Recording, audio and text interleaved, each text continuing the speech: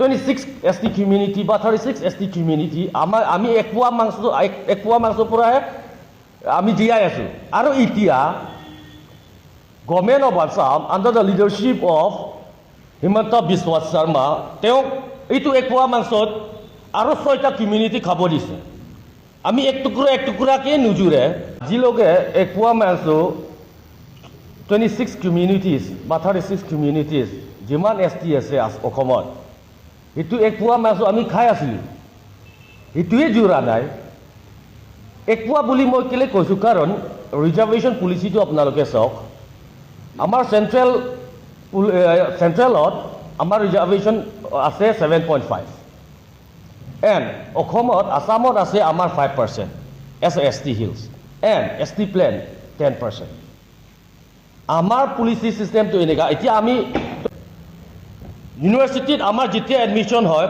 ডিপাৰ্টমেণ্টত যেতিয়া 30 সিটস হয় তাত 7.5 reservation or policy based on that 7.5 reservation policy আমি খালি একটা সিট পাওঁ এছ এ ST কমিউনিটি আমি 7.5% ৰিজাৰ্ভেশ্যনত আমি খালি একটা সিট পাওঁ and apart from this educational institutes আমি ইয়াত জব এমপ্লয়মেণ্ট জেনেৰেশ্যনত political reservation কিমান পাই আছো আমিহে জানো এইটো কাৰণে government of Assam must introspect this particular decision of granting 6 ST communities. We are not against any community included in that particular 6 communities. Taya home hok ji hok Chutia hok ji hok. We are not against them. We have a strong relationship with them, but not at the cost of losing our rights in terms of politics, in terms of socio-economics, and in terms of education. And at the same time, on behalf of the Karbi Student Association, I would like to appeal all ST communities, demand as existing ST communities must come under one platform and let's protect our rights. This is the direct attack on ST communities, existing ST communities of Assam, under the leadership of Himanta Biswa Sharma.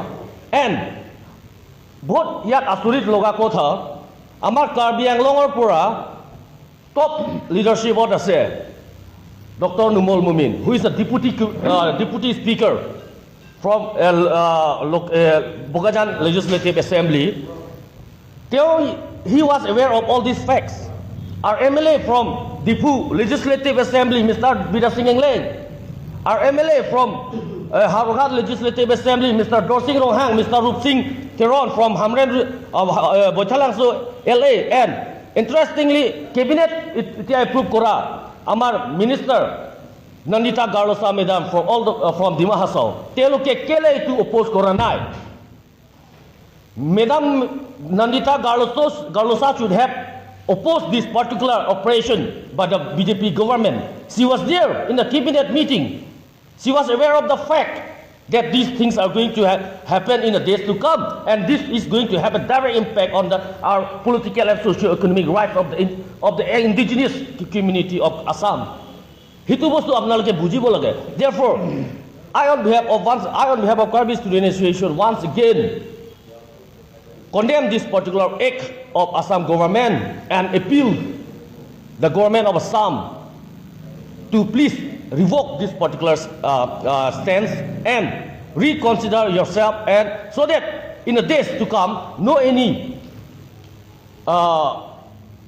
repercussion from our ends happen. Nohole ami baidota ho jam kiba apnalokor against ami democratically ami fight koriboloi ami baidota ho jam.